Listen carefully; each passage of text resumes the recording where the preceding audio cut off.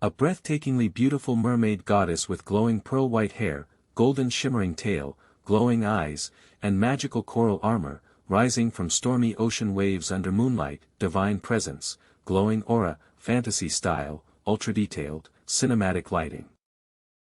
Her tail shimmered like emerald fire, and her crown was carved from the bones of sea dragons.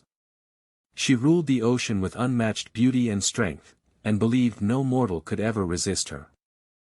One day, in a shallower reef, a young and kind mermaid named Nyasa rose to the surface, and saw a fisherman resting in a boat.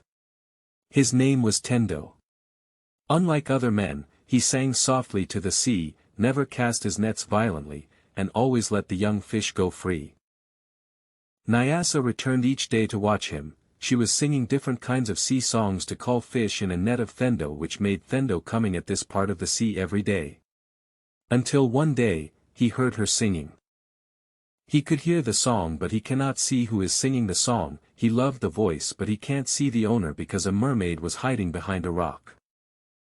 For breaking the sacred law, rising to the surface and speaking to a human, Nyasa, daughter of the coral, was condemned.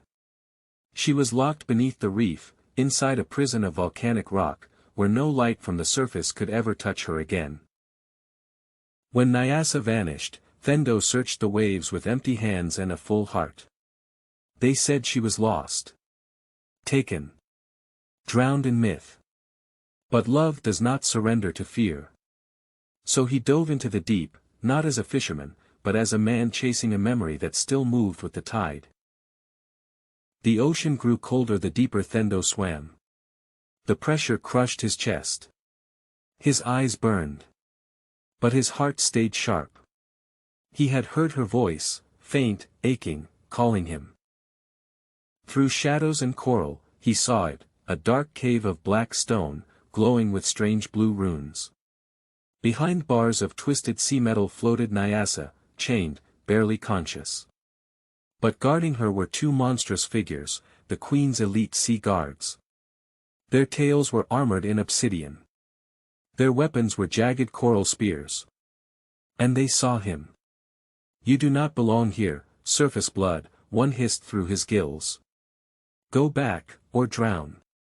Thendo gripped the carved wooden dagger he carried, a gift from Nyasa, once meant for fish, now for freedom.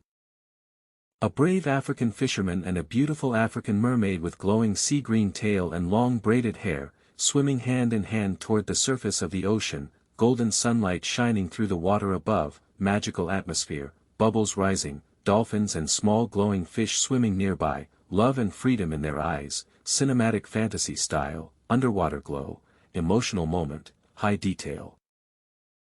They rose from the ruins, not as prisoner and rescuer, but as two souls bound by something deeper than blood, deeper than ocean. And as they broke through the waves, the world above gasped, for love had done what no spell could, it had united the impossible.